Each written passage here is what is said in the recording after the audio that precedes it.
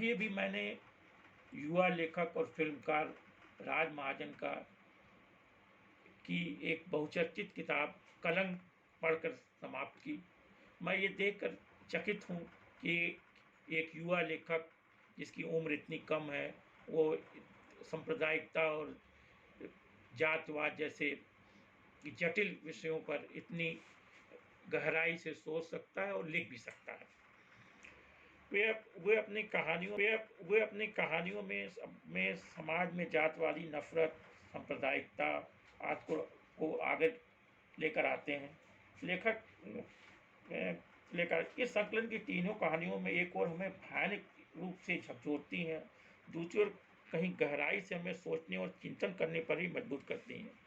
कहीं हम बर्बरता के उस मुकाम पर फिर तो नहीं पहुंच गए जिसे हम बहुत पीछे छोड़ आए थे। संग्रह की पहली कहानी ईद सन 2002 में गुजरात में अल्पसंख्यकों के खिलाफ भड़के भयानक दंगों की पीड़ा को अभिव्यक्त करता है।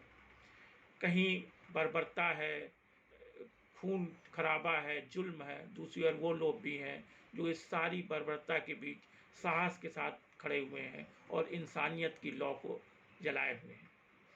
लेखक की दूसरी कहानी झेलम के उस दर्द को और पीड़ा को दिखाती है जिसे कहने से बड़े बड़े लोग साहस नहीं कर पाते।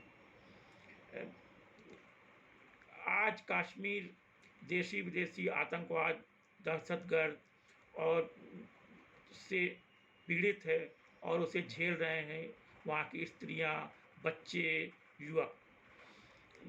सबसे बड़ी पीड़ादायक बात यह है कि कश्मीर की औरतें उस दर्द को सबसे ज़्यादा झेल रही हैं। ऐसा अक्सर ही होता है, युद्ध और दंगों की पीड़ा को सबसे ज़्यादा औरतें झेलती हैं और ताउम्र झेलती हैं। मुझे लगता है कि ये इस संग्रह की सबसे महत्वपूर्ण और झकझोरने वाली कहानी है। कथा की तीसरी कहानी अछूत है, जो हमें अभी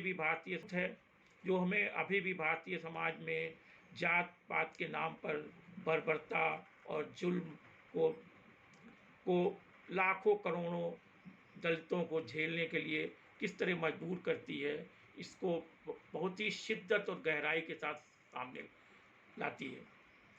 तीनों कहानियों को पढ़ते हुए कहीं हमें मंटो याद आते हैं, मंटो की खोल दो और ठंडा गोश जैसी कहानियाँ हैं, कहीं प्रेमचंद की ठाकुर का कुआं जैसी कहानियाँ हैं। इसके अलावा